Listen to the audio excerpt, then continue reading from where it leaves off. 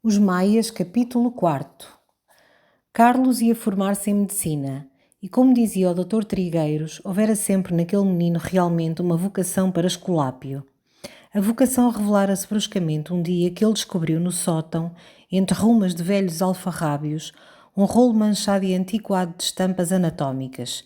Tinha passado dias a recortá-las, pregando pelas paredes do quarto fígados, liaças de intestinos, cabeças de perfil com o recheio à mostra. Uma noite mesmo rompera pela sala em triunfo a mostrar às silveiras, ao Eusébio, a pavorosa litografia de um feto de 6 meses no útero materno. Dona Ana recuou com um grito, colando o leque à face, e o doutor delegado, escarlate também, arrebatou prudentemente Eusébiozinho para entre os joelhos, tapou-lhe a face com a mão. Mas o que escandalizou mais as senhoras foi a indulgência de Afonso. Então que tem, então que tem, dizia ele sorrindo. Que tem, senhor Afonso da Maia? Exclamou Dona Ana. São indecências. Não há nada indecente na natureza, minha rica senhora. Indecente é a ignorância. Deixar lá o rapaz. Tem curiosidade de saber como é esta pobre máquina por dentro. Não há nada mais louvável. Dona Ana abanava-se sufocada, com sentir tais horrores nas mãos da criança. Carlos começou a aparecer-lhe como um libertino que já sabia coisas, e não consentiu mais que a Teresinha brincasse só com ele pelos corredores de Santa Olávia. As pessoas sérias, porém, o doutor juiz de direito, o próprio abade, lamentando sim que não houvesse mais recato, concordavam que aquilo mostrava no pequeno uma grande queda para a medicina. Se pega, dizia então com um gesto profético o Dr. Trigueiros, temos dali coisa grande. E parecia pegar. Em Coimbra, estudante do liceu, Carlos deixava os seus compêndios de lógica e retórica para se ocupar de anatomia. Numas férias, ao abrir das malas, a Gertrudes fugiu espavorida, vendo alvejar entre as dobras de um casaco o riso de uma caveira. E se algum criado da quinta adoecia, lá estava Carlos logo, revolvendo o caso em velhos livros de medicina da livraria, sem largar a beira do catre, fazendo diagnósticos que o bom doutor Trigueiros escutava respeitoso e pensativo. Diante do avô, já chamava mesmo ao menino o seu talentoso colega. Esta inesperada carreira de Carlos, pensava-se sempre que ele tomaria capelo em direito, era pouco aprovada entre os fiéis amigos de Santa Olávia. As senhoras, sobretudo, lamentavam que um rapaz que ia crescendo tão formoso, tão bom cavaleiro, viesse a estragar a vida receitando em plastros e sujando as mãos no jorro das sangrias. O doutor juiz de direito confessou mesmo um dia a sua descrença de que o senhor Carlos da Maia quisesse ser médico a sério. Ora essa, exclamou Afonso, e por que não há de ser médico a sério? Se escolhe uma profissão é para a exercer com sinceridade e com ambição, como os outros. Eu não o educo para vadio, muito menos para amador, educo-o para ser útil ao seu país. Todavia, arriscou o doutor juiz de direito com um sorriso fino, não lhe parece a vossa excelência que há outras coisas importantes também, e mais próprias talvez, em que o seu neto se poderia tornar útil? Não vejo, replicou Afonso da Maia. Num país em que a ocupação geral é estar doente, o maior serviço patriótico é incontestavelmente saber curar. Vossa Excelência tem resposta para tudo, murmurou respeitosamente o magistrado. E o que justamente seduzia Carlos na medicina era essa vida a sério, prática e útil, as escadas de doentes galgadas à pressa no fogo de uma vasta clínica, as existências que se salvam com um golpe de bisturi, as noites veladas à beira de um leito, entre o terror de uma família, dando grandes batalhas à morte.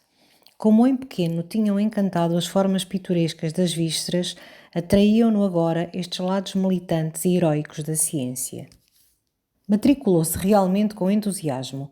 Para esses longos anos de quieto estudo, o avô preparara-lhe uma linda casa em celas, isolada, com graças de cottage inglês, ornada de persianas verdes, toda fresca entre as árvores.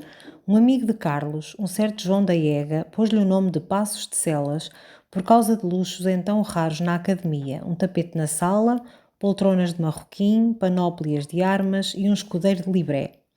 Ao princípio este esplendor tornou Carlos venerado dos fidalgotes, mas suspeito aos democratas. Quando se soube, porém, que o dono destes confortos lia Proudhon, Auguste Comte, Herbert Spencer e considerava também o país uma choldra ignóbil, os mais rígidos revolucionários começaram a vir aos Passos de Celas tão familiarmente como ao quarto do trovão, o poeta boêmio, o duro socialista, que tinha apenas por mobília uma enxerga e uma bíblia. Ao fim de alguns meses, Carlos, simpático a todos, conciliara dandies e filósofos e trazia muitas vezes no seu brigue, lado a lado, o Serra Torres, um monstro que já era adido honorário em Berlim e todas as noites punha casaca, e o famoso craveiro que meditava a morte de Satanás, encolhido no seu gabão de Aveiro, com o seu grande barrete de lontra. Os passos de Celas, sob a sua aparência preguiçosa e campestre, tornaram-se uma fornalha de atividades. No quintal fazia-se ginástica científica, uma velha cozinha fora convertida em sala de armas, porque naquele grupo a esgrima passava como uma necessidade social. À noite, na sala de jantar, moços sérios faziam um whist sério, e no salão, sob o lustre de cristal, com o Figaro, o Times e as revistas de Paris e de Londres espalhadas pelas mesas, o gamacho ao piano tocando Chopin ou Mozart, os literatos estirados pelas poltronas, havia ruidosos e ardentes cavacos, em que a democracia, a arte, o positivismo, o realismo, o papado, Bismarck, o amor, Hugo e a evolução, tudo por seu turno flamejava no fumo do tabaco, tudo tão ligeiro e vago como o fumo, e as discussões metafísicas, as próprias certezas revolucionárias, adquiriam um sabor mais requintado com a presença do criado de farda desarrolhando a cerveja ou servindo croquetes. Carlos naturalmente não tardou a deixar pelas mesas com as folhas intactas os seus expositores de medicina. A literatura e a arte, sob todas as formas, absorveram-no deliciosamente. Publicou sonetos no Instituto e um artigo sobre o Partenon. Tentou num ateliê improvisado a pintura a óleo e compôs contos arqueológicos sob a influência de Salambô. Além disso, todas as tardes passeava os seus 2 cavalos. No segundo ano levaria um R se não fosse tão conhecido e rico. Tremeu, pensando no desgosto do avô. Moderou a dissipação intelectual, acantoou-se mais na ciência que escolhera. Imediatamente lhe deram o acécite. Mas tinha nas veias o veneno do diletantismo e estava destinado, como dizia João da Ega, a ser um desses médicos literários que inventam doenças de que a humanidade papalva se presta logo a morrer. O avô às vezes vinha passar 1, 2 semanas a Celas.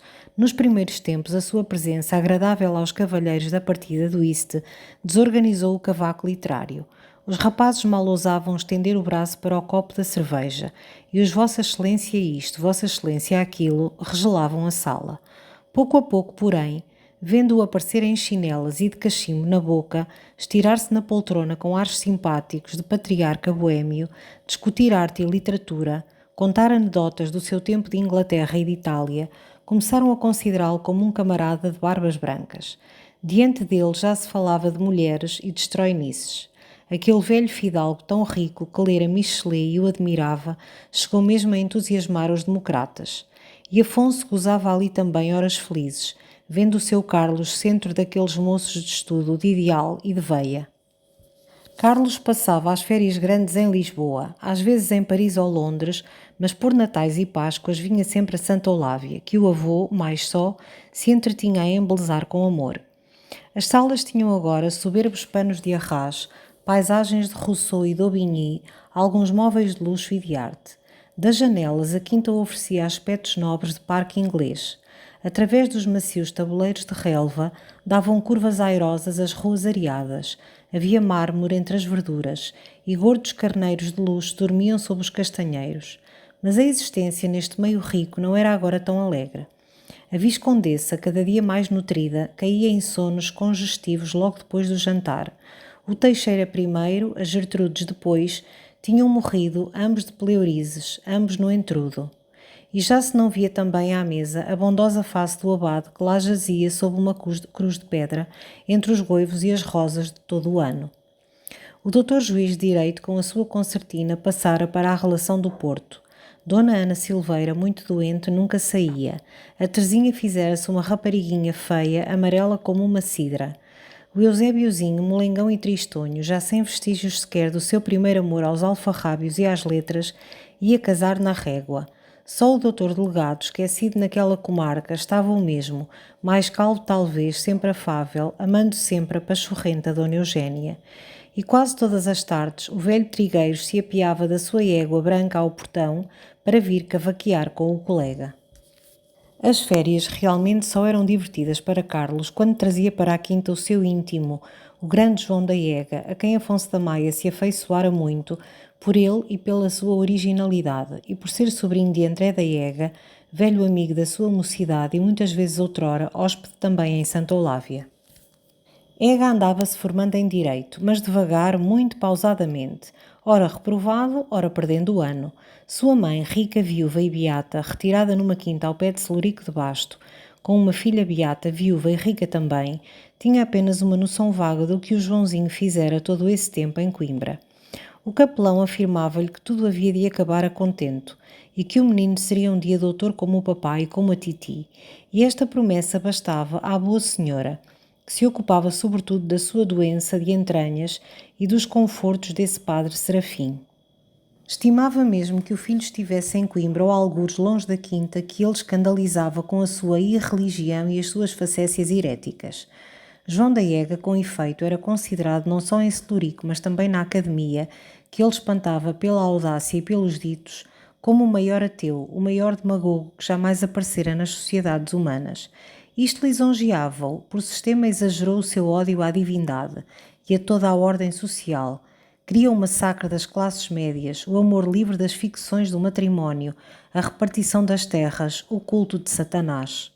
O esforço da inteligência neste sentido terminou por lhe influenciar as maneiras e a fisionomia, e com a sua figura esgroviada e seca, os pelos do bigode arrebitados sob o nariz adunco, um quadrado de vidro entalado no olho direito, tinha realmente alguma coisa de rebelde e de satânico. Desde a sua entrada na universidade, renovara as tradições da antiga Boêmia. Trazia os rasgões da batina cozidos a linha branca, embebedava-se com carrascão. À noite, na ponte, com o braço erguido, atirava injúrias a Deus. E, no fundo muito sentimental, enleado sempre em amores por meninas de 15 anos, filhas de empregados com quem às vezes ia passar a soirée, levando-lhe cartuchinhos de doce. A sua fama de fidalgote rico tornava-o apetecido nas famílias. Carlos escarnecia estes idílicos futricas, mas também ele terminou por se enredar num episódio romântico com a mulher de um empregado do governo civil, uma lisboetazinha que o seduziu pela graça de um corpo de boneca e por uns lindos olhos verdes. A ela, o que a fanatizara fora o luxo, o grume, a égua inglesa de Carlos. Trocaram-se cartas e ele viveu semanas banhado na poesia áspera e tumultuosa do primeiro amor adúltero. Infelizmente a rapariga tinha o nome bárbaro de Ermengarda e os amigos de Carlos, descoberto o segredo, chamavam-lhe já Eurico, o presbítero. Dirigiam para Celas missivas pelo correio com este nome odioso. Um dia, Carlos andava tomando o sol na feira, quando o empregado do governo civil passou junto dele com o filhinho pela mão. Pela primeira vez via tão perto o marido de Ermengarda. Achou-o enxovalhado e macilento.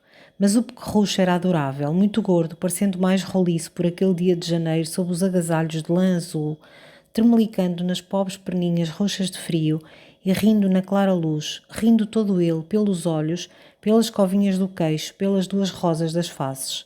O pai amparava-o, e o encanto, o cuidado com que o rapaz ia assim guiando os passos do seu filho, impressionou Carlos. Era no momento em que ele lia Michelet, e enchia-lhe a alma a veneração literária da santidade doméstica. Sentiu-se canalha em andar ali de cima do seu dog-cart a preparar friamente a vergonha, e as lágrimas daquele pobre pai tão inofensivo no seu paletó coçado. Nunca mais respondeu às cartas em que Ermengarda lhe chamava seu ideal. De certa rapariga se vingou intrigando-o, porque o empregado do governo civil daí por diante dardejava sobre ele olhares sangrentos. Mas a grande topada sentimental de Carlos, como disse o Ega, foi quando ele, ao fim de umas férias, trouxe de Lisboa uma soberba rapariga espanhola e a instalou numa casa ao pé de Celas. Chamava-se Encarnación. Carlos alugou-lhe ao mês uma vitória com um cavalo branco, e Encarnación fanatizou Coimbra como a aparição de uma dama das camélias, uma flor de luz das civilizações superiores. Pela calçada, pela estrada da beira, os rapazes paravam, pálidos de emoção, quando ela passava, reclinada na vitória, mostrando o sapato de cetim, um pouco da meia de seda, lânguida e desdenhosa, com um cãozinho branco no regaço. Os poetas da Academia fizeram-lhe versos em que Encarnación foi chamada Lírio de Israel, Pomba da Arca e Nuvem da Manhã. Um estudante de teologia, rude e sebento transmontano, quis casar com ela. Apesar das instâncias de Carlos, Encarnación recusou, e o teólogo começou a rondar celas com um navalhão para beber o sangue ao Maia. Carlos teve de lhe dar bengaladas. Mas a criatura desvanecida tornou-se intolerável, falando sem cessar de outras paixões que inspirara em Madrid e em Lisboa, do muito que lhe dera o conde tal, o marquês Cicrano, da grande posição da sua família ainda aparentada com os Medina Celi. Os seus sapatos de cetim verde eram tão antipáticos como a sua voz estrídula, e quando tentava elevar-se às conversações que ouvia, rompia a chamar ladrões aos republicanos, a celebrar os tempos de Dona Isabel, a sua Grácia, o seu Salero. Sendo muito conservadora como todas as prostitutas, João da Ega odiava-a, e Craveiro declarou que não voltava aos passos de Celas enquanto por lá aparecesse aquele montão de carne pago ao arrátel como a de vaca. Enfim, uma tarde, Batista, o famoso criado de quarto de Carlos, surpreendeu-a com um juca que fazia de dama no teatro académico. Aí estava, enfim, um pretexto. E convenientemente paga, a parenta dos Medina Celi, o Lírio de Israel, a admiradora dos Bourbons, foi recambiada a Lisboa e à Rua de São Roque, seu elemento natural. Em agosto, no ato da formatura de Carlos, houve uma grande festa em Celas. Afonso Vieira de Santa Olávia, vilaça de Lisboa. Toda a tarde no quintal, de entre as acácias e as belas sombras, subiram ao ar molhos de foguetes. E João da Ega, que levara o seu último R no seu último ano, não descansou em mangas de camisa, pendurando lanternas venezianas pelos ramos, no trapézio e em roda do poço para a iluminação da noite. Ao jantar, a que assistiam lentes, Vilaça, enfiado e trêmulo, fez um speak. E a citar o nosso imortal Castilho, quando sob as janelas rompeu, a grande ruído de tambor e pratos, o hino académico, era uma serenata. Ega, vermelho, de batina desabotoada, a luneta para trás das costas, correu à sacada a perorar. Aí temos o nosso Maia, Carolos Eduardo Zabe Maia, começando a sua gloriosa carreira, preparado para salvar a humanidade enferma ou acabar de a matar segundo as circunstâncias. A que parte remota destes reinos não chegou já a fama do seu gênio, do seu Docarte, do Sebácio Acécite, que lhe anudou o passado, e deste vinho do Porto contemporâneo dos heróis de 20, que eu, homem de revolução e homem de carraspana, eu, João da Ega, Joane Zabe Ega. O grupo escuro embaixo desatou aos vivas. A filarmónica, outros estudantes invadiram os passos. Até tarde, sob as árvores do quintal, na sala atulhada de pilhas de pratos, os criados correram com salvas de doce. Não cessou de estalar o champanhe. E Vilaça, limpando a testa, o pescoço abafado de calor, ia dizendo a um, a outro, a si mesmo também: grande coisa ter um curso. E então Carlos Eduardo partira para a sua longa viagem pela Europa. Um ano passou. Chegara esse outono de 1875 e o avô, instalado enfim no ramalhete, esperava por ele ansiosamente. A última carta de Carlos viera de Inglaterra, onde andava, dizia ele, a estudar a admirável organização dos hospitais de crianças. Assim era. Mas passeava também por Britain, apostava nas corridas de Goodwood, fazia um idílio errante pelos lagos da Escócia, com uma senhora holandesa separada de seu marido, venerável magistrado da Haia, uma Madame Rugal, soberba criatura de cabelos de ouro fulvo, grande e branca como uma ninfa de Rubens. Depois começaram a chegar, dirigidas ao ramalhete, caixas sucessivas de livros, outras de instrumentos e aparelhos, toda uma biblioteca e todo um laboratório, que trazia o Vilaça manhãs inteiras, aturdido pelos armazéns da alfândega.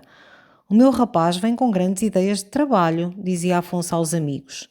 Havia 14 meses que ele o não via, o seu rapaz, a não ser numa fotografia mandada de Milão, em que todos o acharam magro e triste. E o coração batia-lhe forte, na linda manhã de outono, quando do terraço do ramalhete, de binóculo na mão, viu assomar vagarosamente, por trás do alto prédio fronteiro, um grande paquete da Royal Mail que lhe trazia ao seu neto. À noite, os amigos da casa, o velho sequeiro, Dom Diogo Coutinho, o Vilaça, não se fartavam de admirar o bem que a viagem fizera a Carlos. Que diferença de fotografia, que forte, que saudável!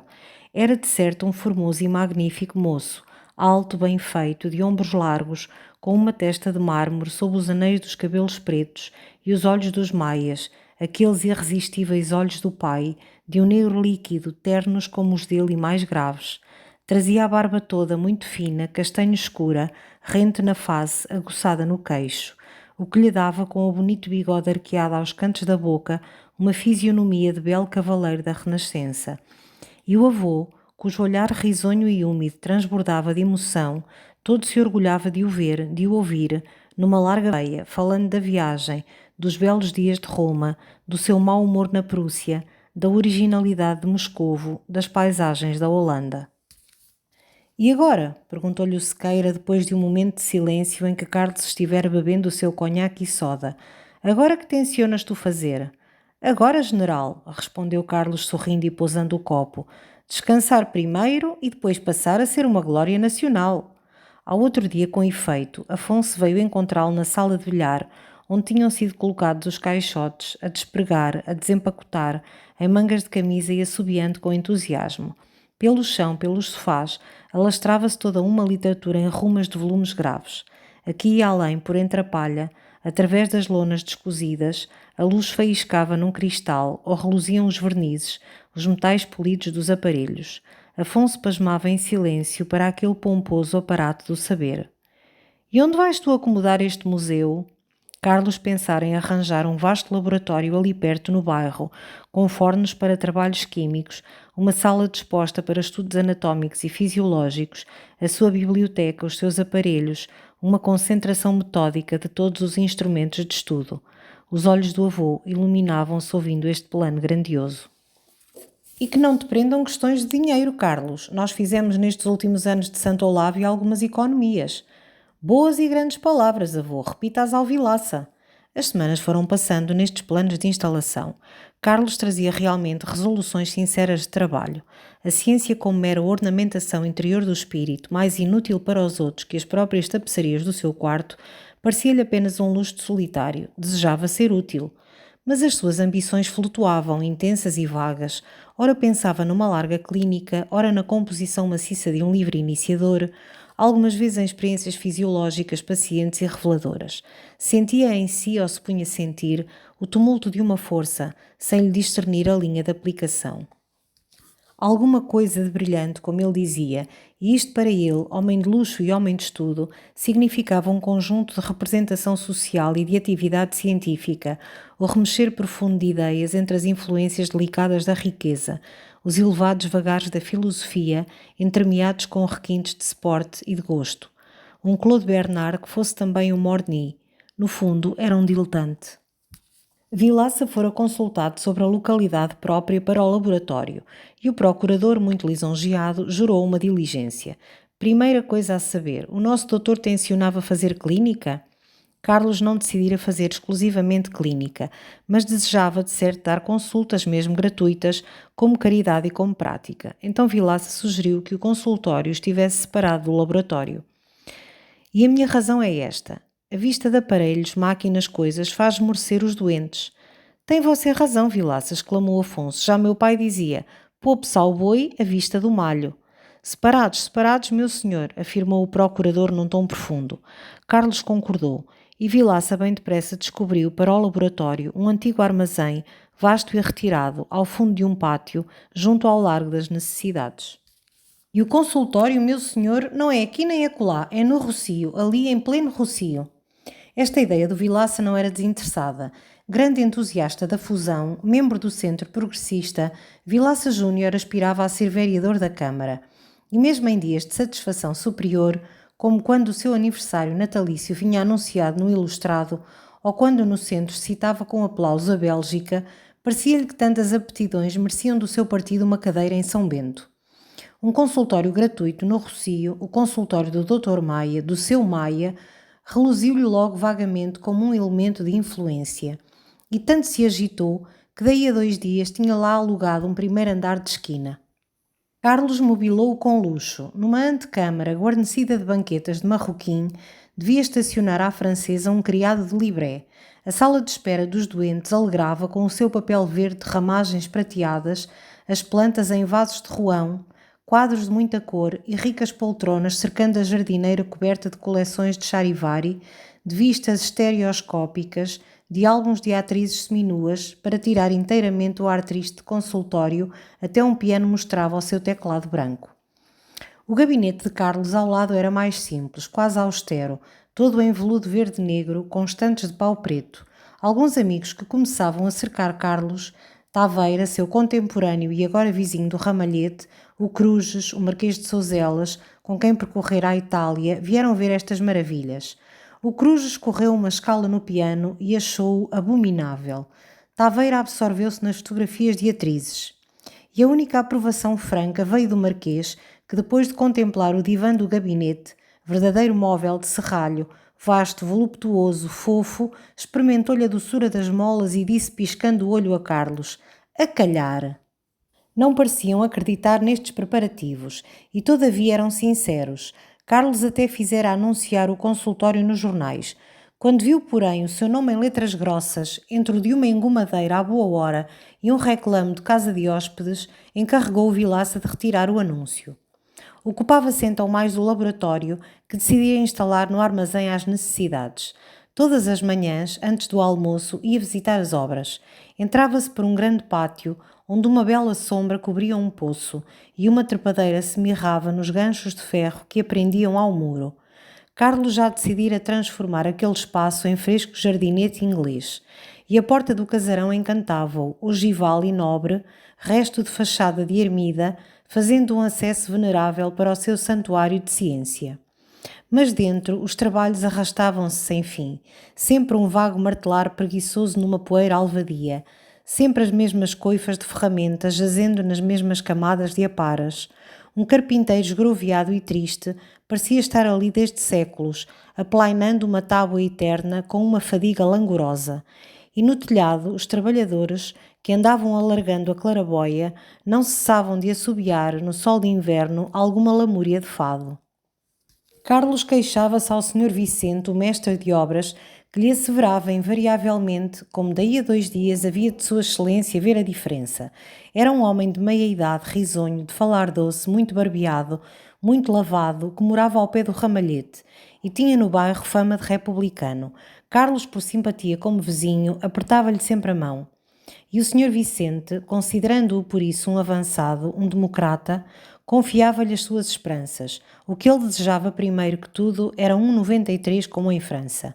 "O quê? Sangue?" dizia Carlos, olhando a fresca, a honrada e a roliça face do demagogo. "Não, senhor, um navio, um simples navio."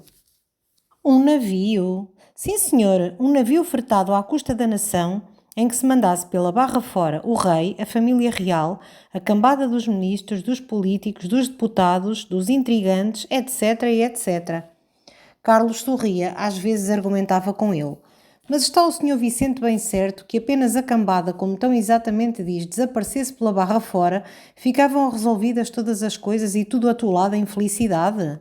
Não, o Sr. Vicente não era tão burro que assim pensasse, mas suprimida a cambada, não via Sua Excelência. Ficava o país desatravancado e podiam então começar a governar os homens de saber e de progresso. "Sabe Vossa Excelência qual é o nosso mal? Não é má vontade dessa gente, é muita soma de ignorância. Não sabem, não sabem nada. Eles não são maus, mas são umas cavalgaduras." "Bem, então essas obras, amigo Vicente?" dizia-lhe Carlos, tirando o relógio e despedindo-se dele com um valente shake hands. "Veja se me andam. Não lhe peço como proprietário, é como correligionário." "Daqui a 2 dias há de Vossa Excelência ver a diferença", respondia o mestre de obras desbarretando-se.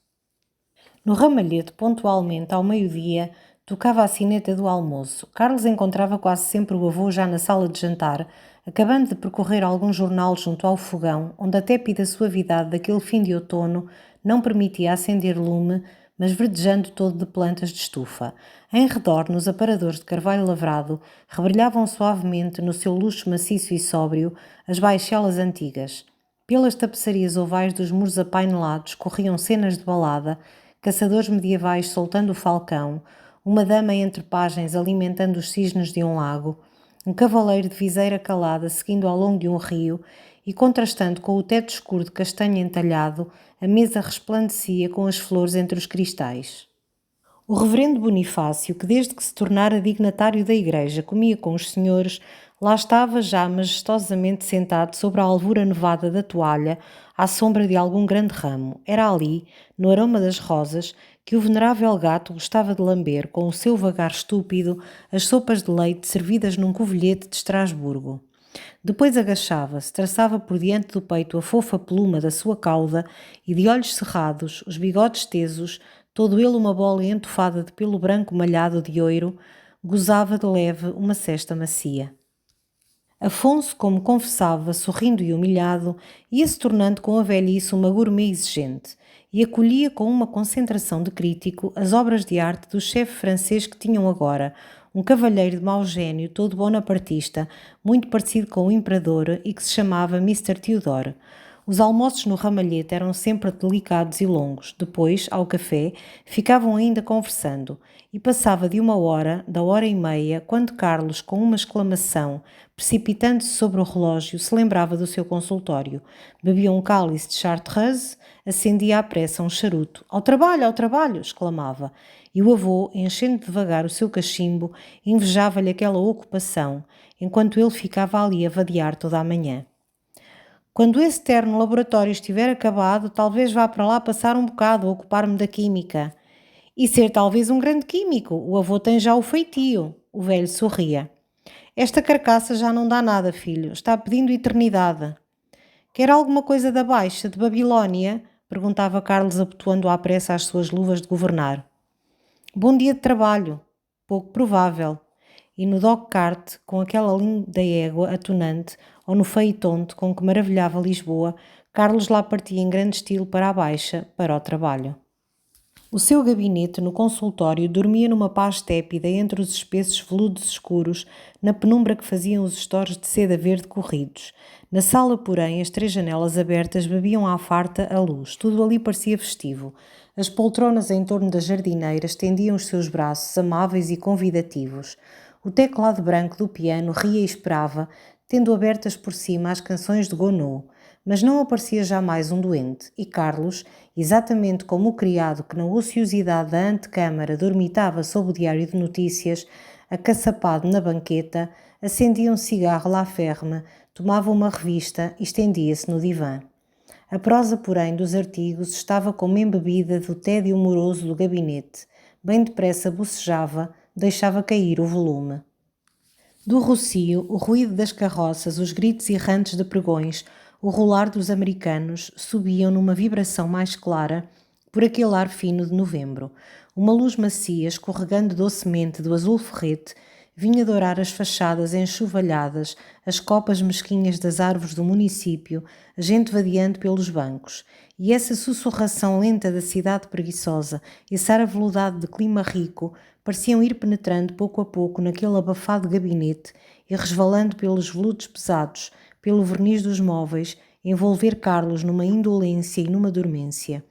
Com a cabeça na almofada, fumando, ali ficava, nessa quietação de sesta, num cismar que se ia desprendendo, vago e ténue, como o ténue e leve fumo que se eleva de uma braseira meio apagada.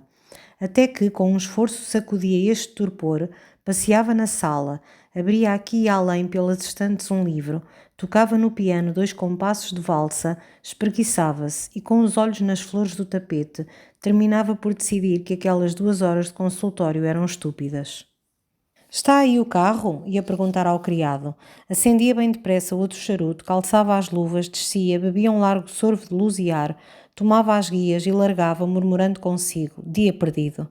Foi uma dessas manhãs que, preguiçando assim no sofá com a revista dos 2 mundos na mão, ele ouviu um rumor na antecâmara e logo uma voz bem conhecida, bem querida, que dizia por trás do reposteiro: "Sua Alteza Real está visível?" "Oh, ega!" gritou Carlos, dando um salto do sofá. E caíram nos braços um do outro, beijando-se na face, enternecidos. "Quando chegaste tu? Esta manhã? Caramba!" exclamava Iega, procurando pelo peito, pelos ombros, o seu quadrado de vidro e entalando-o enfim no olho. "Caramba! Tu vens esplêndido desses Londres, dessas civilizações superiores. Estás com um ar renascença, um ar Valois. Não há nada como a barba toda." Carlos ria, abraçando-o outra vez. "E de onde vens tu, de Celurico? Qual celurico? Da Foz? Mas doente, menino, doente. O fígado, o baço, uma infinidade de vísceras comprometidas. Enfim, 12 anos de vinhos e águas ardentes. Depois falaram das viagens de Carlos, do ramalhete, da demora do Ega em Lisboa. Ega vinha para sempre. Tinha dito do alto da diligência às várzeas de celurico adeus da eternidade. Imagina tu, Carlos amigo, a história deliciosa que me sucede com a minha mãe. Depois de Coimbra, naturalmente, sondeia a respeito de vir viver para Lisboa, confortavelmente com os dinheiros largos. Qual? Não caiu. Fiquei na quinta fazendo epigramas ao padre Serafim e a toda a corte do céu. Chega julho e aparece nos arredores uma epidemia de anginas. Um horror, creio que vocês lhe chamam diftéricas. A mamã salta imediatamente à conclusão que é a minha presença, a presença do ateu, do demagogo, sem jejuns e sem missa, que ofendeu Nosso Senhor e atraiu o flagelo. Minha irmã concorda. Consultam o padre Serafim. O homem, que não gosta de me ver na quinta, diz que é possível que haja indignação do Senhor. E a minha mãe vem pedir-me quase de joelhos, com a bolsa aberta, que venha para Lisboa, que há a ruína, mas que não esteja ali chamando a ira divina. No dia seguinte bati para a Foz. E a epidemia? Desapareceu logo, disse o Ega, começando a puxar devagar dos dedos magros uma longa luva cor de canário. Carlos mirava aquelas luvas do Ega, e as polainas de Casimira, e o cabelo que ele trazia crescido com uma mecha frisada na testa, e na gravata de cetim uma ferradura de opalas. Era outro Ega, um Ega dandy, vistoso, paramentado, artificial e com pó de arroz. E Carlos deixou enfim escapar a exclamação impaciente que lhe bailava nos lábios. Ega, que extraordinário casaco! Por aquele sol macio e morno de um fim de outono português, o Ega, o antigo boémio de batina esfarrapada, trazia uma peliça, uma sumptuosa peliça de príncipe russo, agasalho de trenó e de neve, ampla, longa, com alamares trespassados a Brandeburgo, e pondo-lhe em torno do pescoço esganiçado e dos pulsos de tísico uma rica e fofa espessura de peles de Marta. É uma boa peliça, hã? Disse ele logo erguendo-se, abrindo-a e exibindo a opulência do forro. Mandei a vir pelo Strauss, benefícios da epidemia. Como podes tu suportar isso? É um bocado pesada, mas tenho andado constipado. Tornou a recostar-se no sofá, adiantando o sapato de verniz muito bicudo e, de monóculo no olho, examinou o gabinete. E tu que fazes? Conta-me lá. Tens isto esplêndido. Carlos falou dos seus planos, de altas ideias de trabalho, das obras do laboratório. Um momento, quanto te custou tudo isto? Exclamou o Ega, interrompendo-o, erguendo-se para ir apalpar o veludo dos reposteiros, mirar os torneados da secretária de pau preto. Não sei, o Vilaça é que deve saber. E Ega, com as mãos enterradas nos vastos bolsos da peliça, inventariando o gabinete, fazia considerações. O veludo dá seriedade, tem a sua expressão própria, enternece e faz pensar. Gosto deste divã, móvel de amor. Foi entrando para a sala dos doentes, devagar, de luneta no olho, estudando os ornatos. Tu és o grandioso Salomão, Carlos. O papel é bonito e o cretonezinho agrada-me. Apalpou também. Uma begónia manchada da sua ferrugem de prata, num vaso de ruão, interessou-o. Queria saber o preço de tudo e, diante do piano, olhando o livro de música aberto, as canções de Gounod, teve uma surpresa enternecida. Homem, é curioso, cá me parece, a barcarola é deliciosa, hein? Dites la jeune belle, voulez-vous aller? La voile. Estou um bocado rouco. Era a nossa canção na Foz.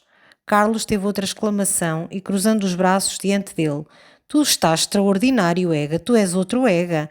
A propósito da Foz, quem é essa Madame Cohen que estava também na Foz, de quem tu, em cartas sucessivas, verdadeiros poemas que recebi em Berlim, na Haia, em Londres, me falavas com os arroubos do Cântico dos Cânticos? Um leve rubor subiu às faces do Ega e, limpando negligentemente o monóculo ao lenço de seda branca, uma judia, por isso usei o lirismo bíblico. É a mulher do Cohen, hás de conhecer, um que é diretor do Banco Nacional. Demo-nos bastante, é simpática, mas o marido é uma besta. Foi uma flirtation de praia, voilà tout.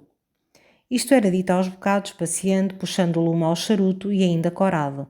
Mas conta-me tu, que diabo, que fazem vocês no ramalhete? O avô Afonso, quem vai por lá? No ramalhete o avô fazia o seu uísque com os velhos parceiros. E ao Dom Diogo, decrépito leão, sempre de rosa ao peito e frisando ainda os bigodes, e ao Sequeira, cada vez mais atarracado, a estourar de sangue, à espera da sua apoplexia, e ao conde de Steinbrocken, Não conheço. Refugiado? Polaco? Não, ministro da Finlândia. Queria-nos alugar umas cocheiras e complicou esta simples transação com tantas finuras diplomáticas, tantos documentos, tantas coisas com o selo real da Finlândia, que o pobre Vilaça, aturdido para se desembaraçar, remeteu ao avô. O avô, desnorteado também, ofereceu-lhe as cocheiras de graça. Steinbroken considera isto um serviço feito ao rei da Finlândia, à Finlândia. Vai visitar o avô, em grande estado, com o secretário da legação, o cônsul, o vice-cônsul. Isso é sublime. O avô convida-o a jantar e, como o homem é muito fino, um gentleman, entusiasta da Inglaterra, grande entendedor de vinhos, uma autoridade no whist, o avô adota-o, não sai do ramalhete. E de rapazes?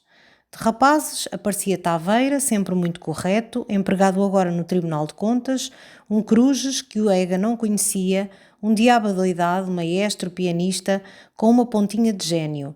O Marquês de Sozelas. Não há mulheres? Não há quem as receba. É um covil de solteirões. A Viscondessa, coitada. Bem sei, uma apopletê. Sim, uma hemorragia cerebral. Temos também o Silveirinha. Chegou-nos ultimamente o Silveirinha. E o Rezende, o cretino? O cretino enviuvou, vem da Madeira, ainda um bocado tísico, todo carregado de luto, um fúnebre.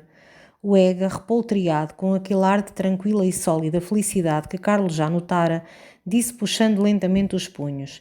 É necessário reorganizar essa vida. Precisamos arranjar um cenáculo, uma boémiazinha doirada, umas soirées de inverno, com arte, com literatura. Tu conheces o Kraft? Sim, creio que tenho ouvido falar. Ega teve um grande gesto. Era indispensável conhecer o Kraft. O Kraft era simplesmente a melhor coisa que havia em Portugal. É um inglês, uma espécie de doido? Ega encolheu os ombros. Um doido. Sim, era essa a opinião da Rua dos Fanqueiros. O indígena, vendo uma originalidade tão forte como a de Kraft, não podia explicá-la senão pela doidice. O Kraft era um rapaz extraordinário. Agora tinha ele chegado da Suécia de passar 3 meses com os estudantes de Uppsala. Estava também na Foz. Uma individualidade de primeira ordem. É um negociante do Porto, não é? Qual negociante do Porto? Exclamou Ega erguendo-se, franzindo a face, enojado de tanta ignorância. O Kraft é filho de um clergyman da Igreja Inglesa do Porto. Foi um tio, um negociante de Calcutá ou da Austrália, uma babo que lhe deixou a fortuna, uma grande fortuna, mas não negocia, nem sabe o que isso é. Dá largas ao seu temperamento byroniano, é o que faz. Tem viajado por todo o universo, coleciona obras de arte, bateu-se como voluntário na Abissínia e em Marrocos, enfim, vive. Vive na grande, na forte, na heroica acessão da palavra. É necessário conhecer o Kraft. Vais-te babar por ele. Tens razão, caramba, está calor. Desembaraçou-se da opulenta peliça e apareceu em peitilho de camisa. O quê? Tu não trazias nada por baixo? Exclamou Carlos. Nem colete? Não, então não a podia aguentar. Isto é para o efeito moral, para impressionar o indígena, mas não há negá-lo, é pesada. E imediatamente voltou à sua ideia. Apenas o Kraft chegasse do Porto, relacionavam-se, organizava-se um cenáculo, um decameron de arte e diletantismo, rapazes e mulheres, 3 ou 4 mulheres para cortarem, com a graça dos decotes, a severidade das filosofias. Carlos ria-se desta ideia do Ega. 3 mulheres de gosto e de luxo em Lisboa para adornar um cenáculo. Lamentável ilusão de um homem de Celurico. O Marquês de Sozelas tinha tentado, e para uma vez só, uma coisa bem mais simples, o jantar no campo com atrizes. Pois fora o escândalo mais engraçado e mais característico. Uma não tinha criada e queria levar consigo para a festa uma tia e 5 filhos. Outra temia que, aceitando, o brasileiro lhe tirasse a mesada. Uma consentiu, mas o amante, quando soube, deu-lhe uma coça. Esta não tinha vestido para ir, aquela pretendia que lhe garantissem uma libra. Houve uma que se escandalizou com o convite como com um insulto. Depois os chulos, os queridos, os polhos complicaram medonhamente a questão. Uns exigiam ser convidados, outros tentavam desmanchar a festa, houve partidos, fizeram-se intrigas. Enfim, esta coisa banal, um jantar com atrizes, resultou em o Tarquínio do ginásio levar uma facada. E aqui tens tu, Lisboa. Enfim, exclamou o Ega, se não aparecerem mulheres, importam-se, que é em Portugal para tudo recurso natural. Aqui importa-se tudo, leis, ideias, filosofias, teorias, assuntos, estéticas, ciências, estilo, indústrias, modas, maneiras, pilhérias, tudo nos vem em caixotes pelo paquete. A civilização custa-nos caríssima, com os direitos da alfândega, e é em segunda mão, não foi feita para nós, fica-nos curta nas mangas. Nós julgamos-nos civilizados, como os negros de São Tomé se supõem cavalheiros, se supõem mesmo brancos, por usarem com a tanga uma casaca velha do patrão. Isto é uma choldra torpe. Onde pus eu a charuteira? Desembaraçado da majestade que lhe dava a peliça, o antigo Ega reaparecia, perorando com os seus gestos aduncos de Mefistófeles em verve, lançando-se pela sala como se fosse voar ao vibrar as suas grandes frases, numa luta constante com o monóculo que lhe caía do olho, que ele procurava pelo peito, pelos ombros, pelos rins, retorcendo-se, deslocando-se, como mordido por bichos. Carlos animava-se também. A fria sala aquecia, discutia o naturalismo, Gambetta, o nihilismo. Depois, com ferocidade e a uma, malharam sobre o país. Mas o relógio ao lado bateu 4 horas. Imediatamente, Ega saltou sobre a peliça, sepultou-se nela, aguçou o bigode ao espelho, verificou a pose e, encoraçado nos seus alamares, saiu com um arzinho de luxo e de aventura. John, disse Carlos, que o achava esplêndido e o ia seguindo ao patamar. Onde estás tu? No Universal, esse santuário. Carlos abominava o Universal, queria que ele viesse para o ramalhete. Não me convém. Em todo o caso, vais hoje lá jantar, ver o avô. Não posso, estou comprometido com a besta do Coan, mas vou lá amanhã almoçar. Já nos degraus da escada, voltou-se, entalou o monóculo, gritou para cima. Tinha-me esquecido de dizer-te, vou publicar o meu livro. O quê? Está pronto? Exclamou Carlos espantado. Está esboçado, à brocha larga. O livro do Ega. Fora em Coimbra, nos 2 últimos anos, que ele começara a falar do seu livro, contando o plano, soltando títulos de capítulos, citando pelos cafés frases de grande sonoridade. E entre os amigos do Ega discutia-se já o livro do Ega como devendo iniciar, pela forma e pela ideia, uma evolução literária. Em Lisboa, onde ele vinha passar as férias e dava ceias no Silva, o livro fora anunciado como um acontecimento. Bacharéis, contemporâneos aos seus condiscípulos, tinha levado de Coimbra, espalhado pelas províncias e pelas ilhas, a fama do livro do Ega. Já de qualquer modo essa notícia chegara ao Brasil, e sentindo esta ansiosa expectativa em torno do seu livro, o Ega decidira-se enfim a escrevê-lo. Devia ser uma epopeia em prosa, como ele dizia, dando sob episódios simbólicos a história das grandes fases do universo e da humanidade. Intitulava-se Memórias de um Átomo e tinha a forma de uma autobiografia.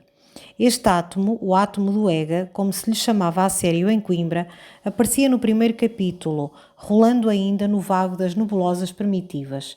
Depois vinha embrulhado, faísca cadente, na massa de fogo que devia ser mais tarde a Terra. Enfim, fazia parte da primeira folha de planta que surgiu da crosta ainda mole do globo. Desde então, viajando nas incessantes transformações da substância, o átomo do Ega entrava na rude estrutura do orango, pai da humanidade, e mais tarde vivia nos lábios de Plutão. Negrejava no burel dos santos, refulgia na espada dos heróis, palpitava no coração dos poetas. Gota de água nos lagos de Galileia, ouvira falar de Jesus aos fins de tarde, quando os apóstolos recolhiam as redes.